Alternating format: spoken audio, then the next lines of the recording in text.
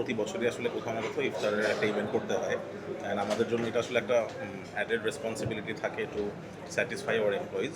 So I think it's a good opportunity, যেখানে আমি আজকে আমার কলিগকে নিয়ে এসে এক্সপ্লোর করে গেলাম। I really like the food and the ambience. So hopefully এই টাইপের ইভেন্টস হলে it gets easier for companies or organizations to arrange something for their employees, because রোজা রেখে ইফতার করার সময় খাবারটা আসলে সবসময় একটু ব্লান্ট লাগে। সো খালি খাবার ভালো হলেই হয় না, I think the ambience, overall environment, everything matters. So convention hall is also pretty important. এই খাবারটাই আমি অন্য কোনো জায়গায় বসে খেলে, যেটা হয়তো এত গোছানো না, সাজানো না, আমার হয়তো এত ভালো লাগতো না। সো দুইটাই ম্যাটার করে আসলে। So, what is your experiences from this event?